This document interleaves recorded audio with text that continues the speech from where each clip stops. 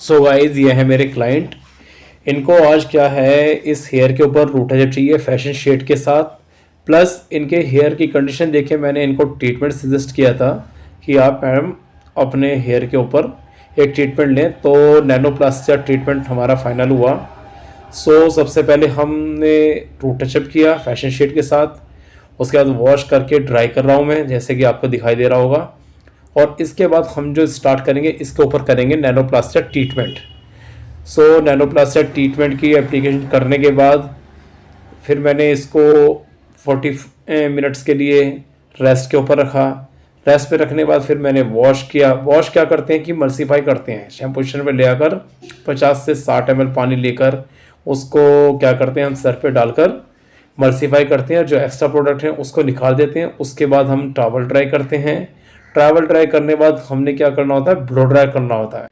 Blow dry करते वक्त इस बात का ध्यान रखना है हमें कि हमारे ब्लो ड्रायर के ऊपर नोजल लगा हुआ हो और हमें वर्टिकल से है ना, हमें ब्लो ड्राई करना है सारे हेयर को सेक्शन बाय सेक्शन, एक के बाद एक पूरे सेक्शन पर हमने क्या करना है, ब्लो ड्राई करना है। ब्लो ड्रायर हमने स्मूथली करना है, रफनेस ना हो ब्लो ड्रायर के अंदर।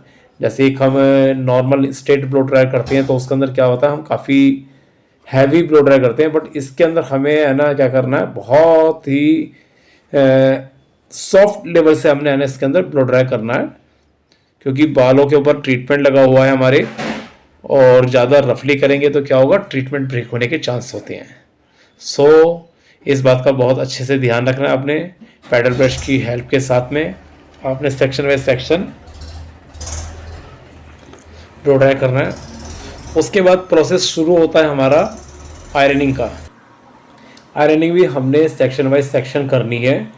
बस इसके अंदर ध्यान ये रखना है कि ये आयरन हमारा एक मेन पार्ट होता है पूरे ट्रीटमेंट का।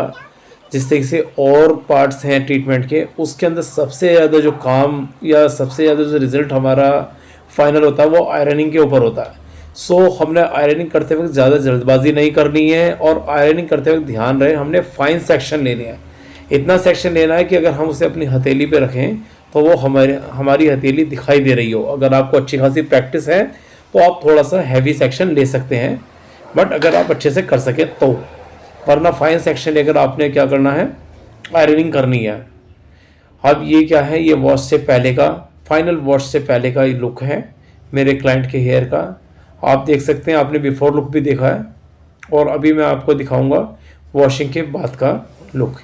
ये है वॉश के बाद का लुक मेरे क्लाइंट का।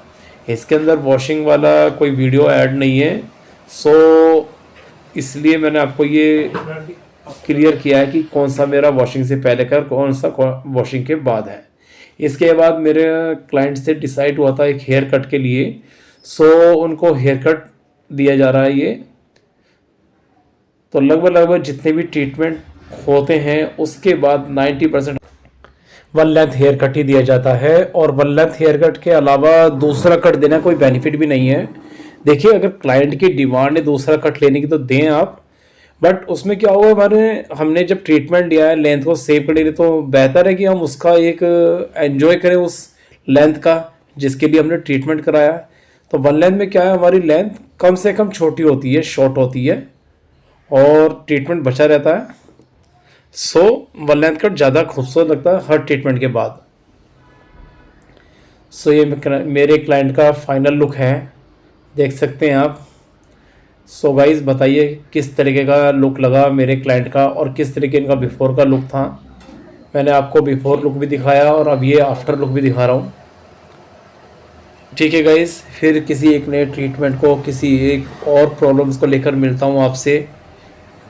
ये ट्रीटमेंट काफ़ी चैलेंजिंग था क्योंकि मेरे क्लाइंट के सर पर हेयर थे ही नहीं, और उसके ऊपर मुझे ये ट्रीटमेंट करना था। और देखिए इनके फ्रंट पे, बैक में बाल बहुत ज़्यादा कम थे, बट अब ट्रीटमेंट होने बाद क्या है, आपको दिखाई दे रहा हूँ कि बालों की क्वालिटी क्या हो। सी यू, बाय बाय,